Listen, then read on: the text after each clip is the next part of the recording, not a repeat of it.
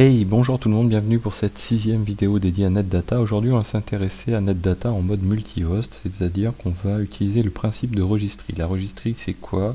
C'est un des nœuds NetData qui nous servira de stockage et de point d'entrée pour pouvoir accéder à l'ensemble des autres serveurs NetData, donc via son interface graphique notamment.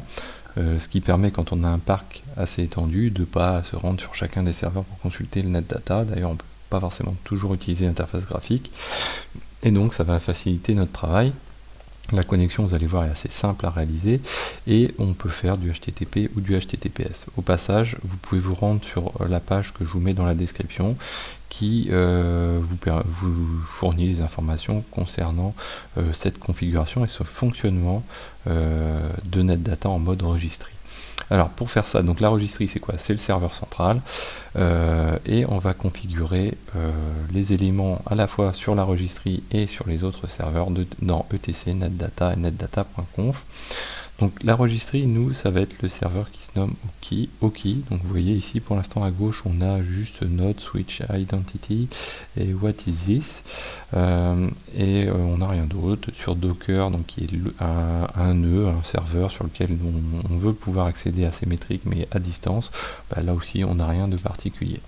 Donc nous, on va procéder à cette configuration. Donc on va se rendre ici.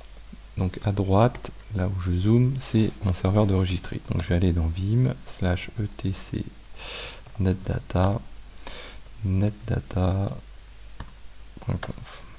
On se rend dans le volet registry, hop, ici, et on va tout simplement mettre enabled yes, on l'active, et on va se rendre à registry to announce.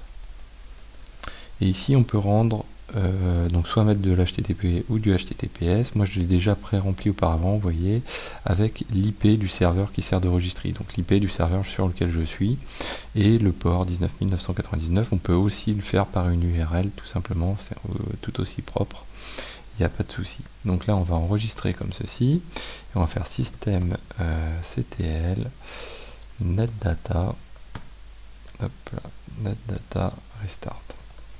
Hop. Restart netdata, pardon. Restart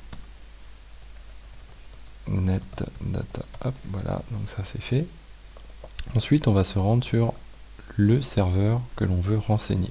Donc lui, hop, on est ici, il se nomme Docker, il pourrait se nommer n'importe comment, netdata et netdata.conf. Donc forcément, il est dans le même réseau. On se rend dans le volet registry.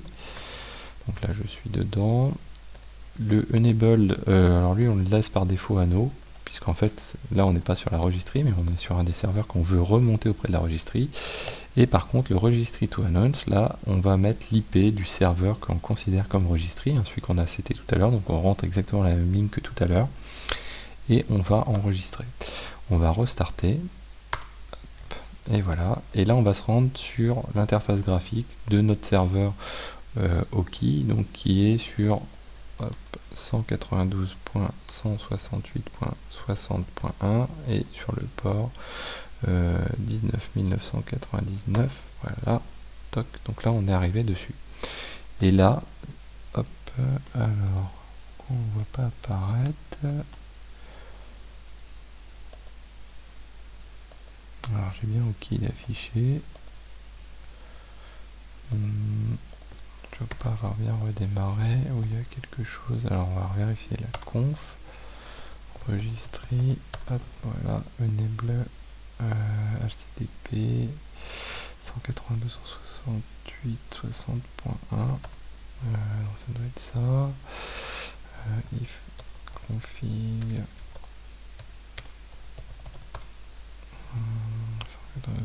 192.8.2, ok. Ok, on va redémarrer quand même ici le serveur pour être sûr. Je check la base là. Hop. Donc on fait F5 pour rafraîchir. Pourquoi je ne le vois pas? Alors si je le fais en 127.0.0.1, ok. Alors pourquoi est-ce qu'il me le remonte pas?